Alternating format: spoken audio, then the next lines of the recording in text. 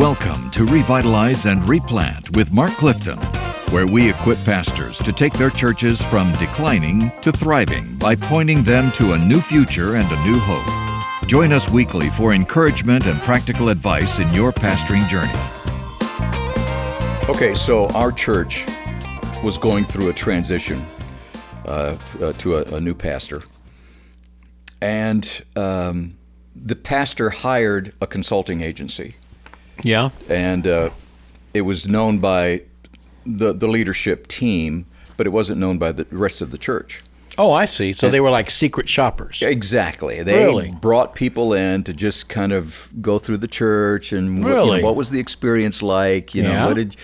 And it was interesting, the report that they came back with. I'm surprised anybody ever came back to church after the report, because we apparently were horrible. Anyway, this is Revitalize and Replant with Mark Clifton. There's And Mark Dan Clifton. Hurst. Dan I'm Hurst right here. And there's Kyle Bueermann. And today we're talking about what do consultants discover about your church or churches in general. Yeah. And they tend to find several things. Now, Chuck Lawless has kind of compiled some of these. Yes. And he's got 8 that Eight. seem to come around a lot All right, we that got people 8. discover in churches. So we'll look at 8 insights from church consultants and see if these match your church. But you probably don't think they do because you're not aware of it. Right. That's why you have to have a church consultant Yeah. come in and tell you. Right? And by the way, Mark Halleck is on sabbatical. Yeah. And we miss Halleck when he's not here. Lucky guy. Lucky guy. I don't know what sabbatical is. I can't even spell it. I've never been on one.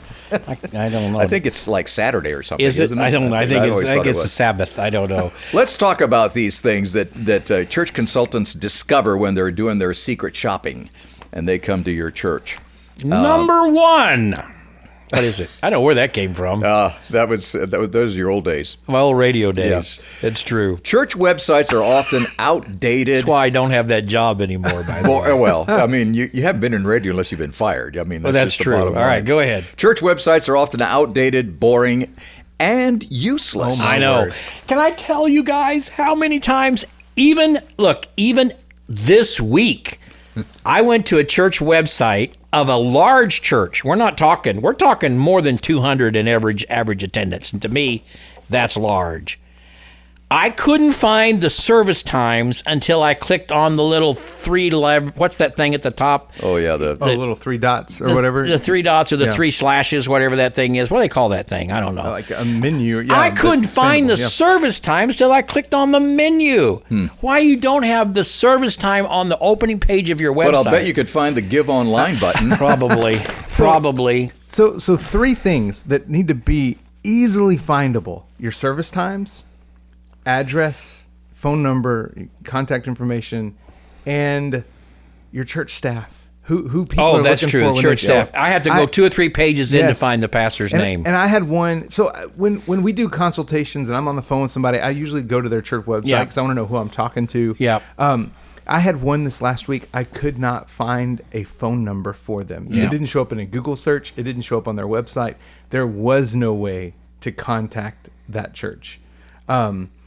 Listen, your church website does not have to be flashy, but it needs to be accessible.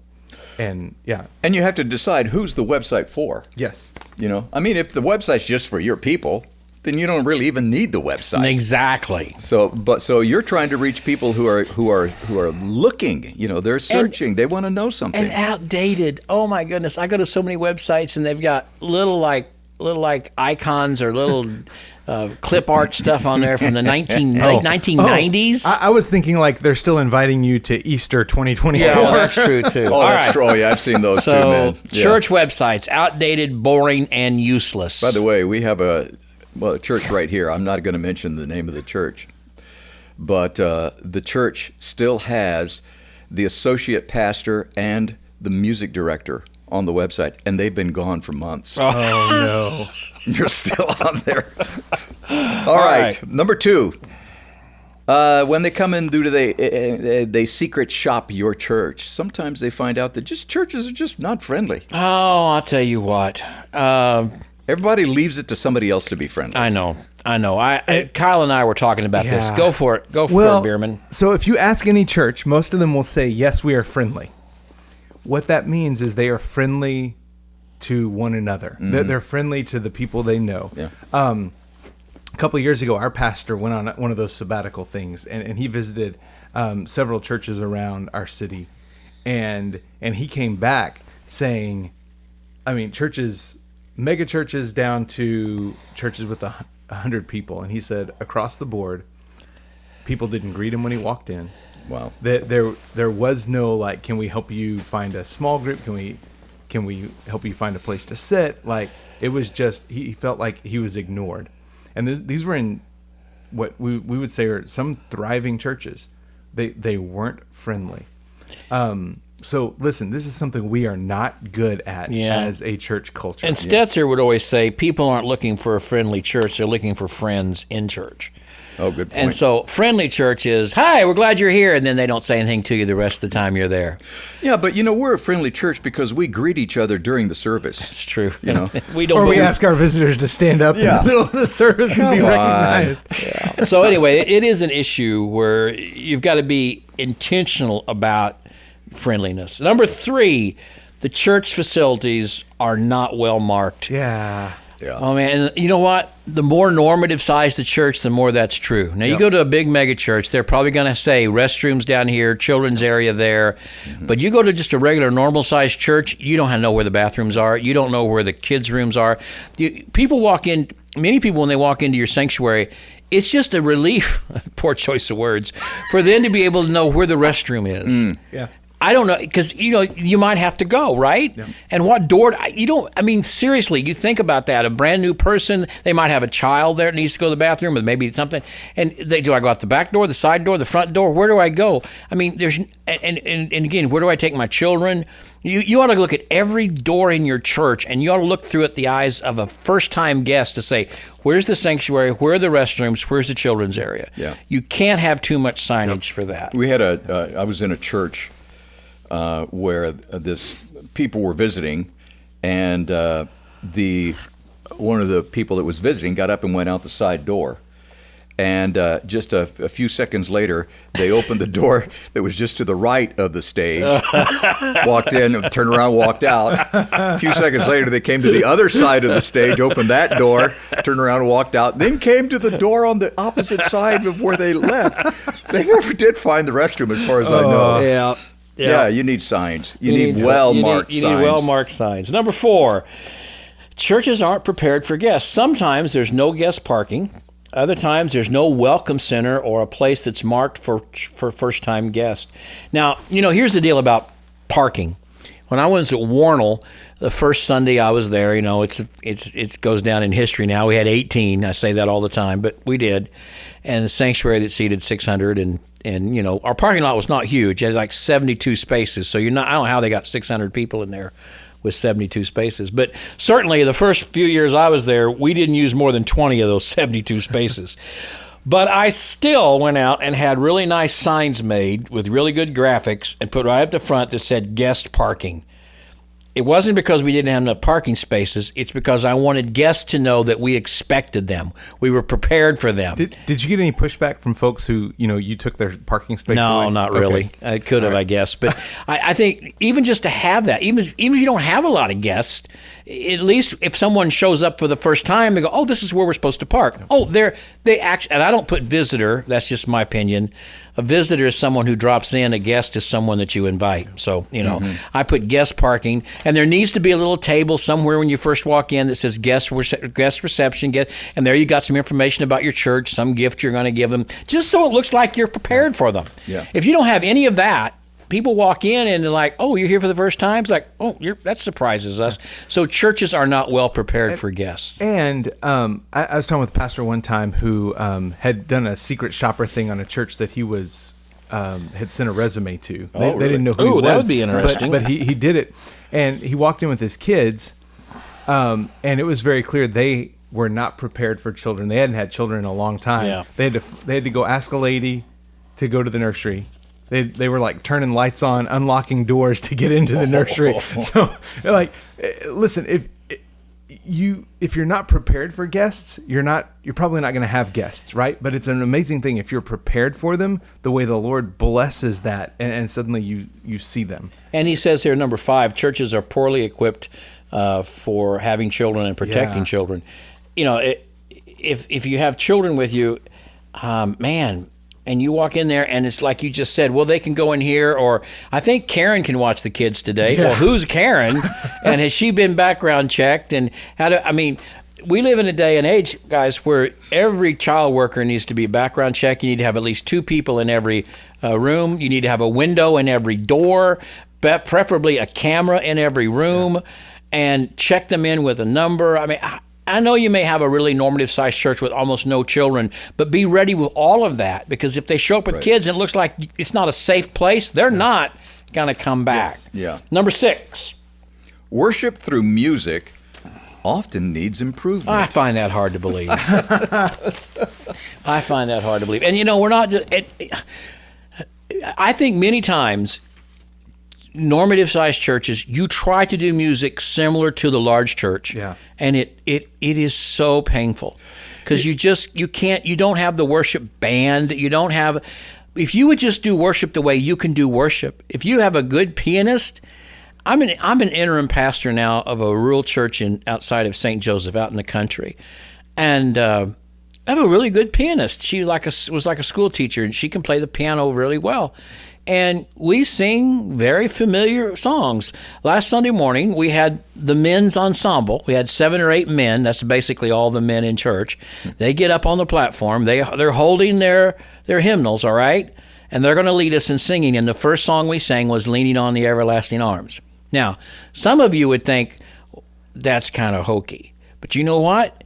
If you were a visitor and you walked into that church and you saw 7 grown men singing that song loudly and everybody singing together, that's good stuff. Yeah. That's better than something that's trying to be trendy and can't be, and in other words, when we say music that's lame, we mean music that nobody's singing. That's what we mean. Well, music that's not done well. Not done well. Yeah. And that's what he says here, regardless of style. Yeah. He says, here's the key things. When he says it needs improvement. Musicians have not practiced. Yes. Lyrics are difficult to sing. Yes. And leaders lack passion. There you go. You can fix all of those. You can sing hymns. Yes. And have passion. Yes. And have practiced. You Exactly. can sing contemporary and have practiced and leaders that have passion. Yeah. This isn't rocket science. Right. You know, what I do in where I am now is we use the recorded music with lyrics, videos, Right. basically.